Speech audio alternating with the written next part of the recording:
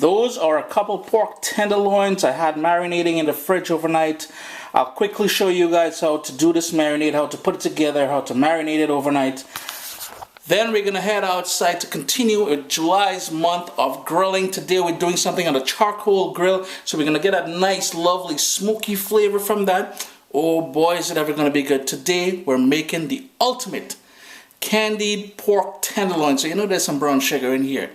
Chris at CaribbeanPod.com. Always a pleasure to have you here in the kitchen with me. So let's go outside. Well, first you got to take a look at how we're going to marinate this, and then we're going to go outside and actually get grilling. In my bowl here, I've got 2 heaping tablespoons of golden brown sugar.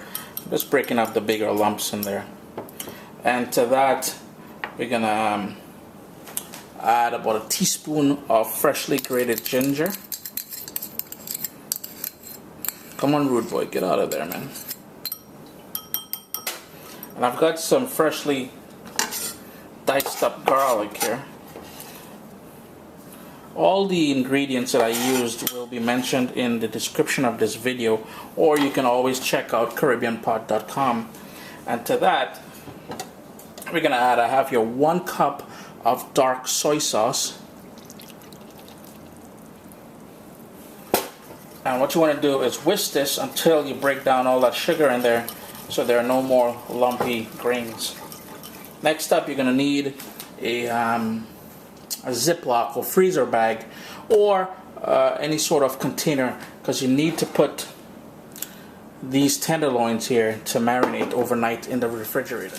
Got my nice strong zipper bag here, and all I'm going to do is toss in those 2 pork tenderloins. It's about 3 pounds or so in there. It's already been washed. And I have here 2 seasoning peppers, and these are also called pimento or seasoning peppers, that I cut open, seeds and everything. That's fine. This pepper is all about flavor. You will get a strong kick from it once you cut them open, but trust me, they're pretty tame. It's not, there's hardly any heat whatsoever. These are more for seasoning.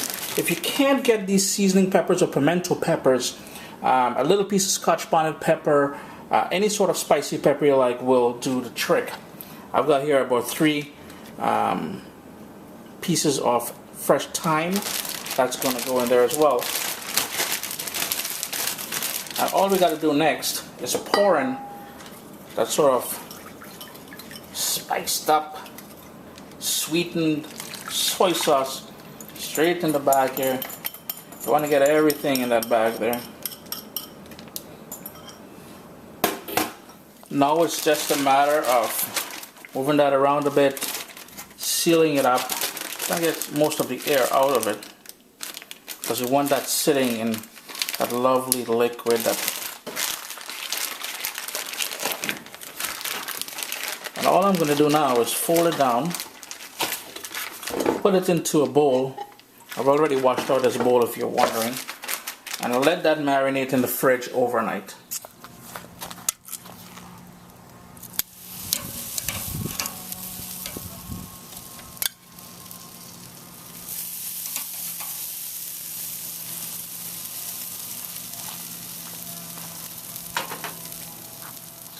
I'll just quickly show you guys how I have my my charcoal grill set up here. So over here I have all my coals, so we got a nice hot fire going there, but the pork tenderloins are away from it, so we're doing pretty much indirect grilling here. We're gonna get that lovely smoky flavor from the charcoal, as well as it's gonna slow cook and go nice and tender over there. If you've got some apple wood, you can use some apple wood. Apple and pork goes good together. It's going to be good. All I'm going to do now, close the lid on here and let that slowly go, moving it ever so often from that spot there, rotating them, spinning them around, just to cook them evenly. Look at my 2 partners here who I have here with me today. We've got Lexi and we've got Bridget. God, lazy, they're just waiting for swine. Here's a quick tip when grilling something like the pork tenderloins. If you guys notice, it tapers off and gets pretty skinny on one end and pretty thick on the other. So what I've been doing is putting the thicker end closer to the heat and the thinner end away from the heat. So this way the end pieces, the skinnier pieces, doesn't dry off faster than, or as a matter of fact, just dry off before the thicker ends are all cooked. these have been going here. I had them on indirect grilling for about 40 minutes. The last 5 minutes or so I've had it directly over the coals. So it's been going for about 45 minutes in total. You're trying to achieve about a 165 degrees Fahrenheit on the thickest part if you're using an instant read thermometer. You will notice it looks a bit dark all here and here and here, and it's not burnt, it's not charred. That's just the sugars from the soy sauce and the brown sugar that we use that's taking on that color. And secondly, the color from the soy sauce itself will cause it to go dark. So I'm just going to take these off the grill now, take them inside, let them rest, and we're going to slice them up.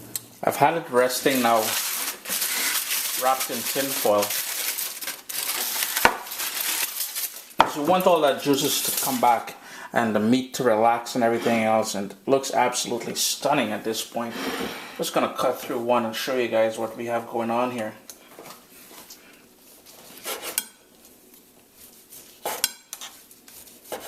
You can see the lovely sort of smoke ring around here. Boy, oh boy, does it ever look good.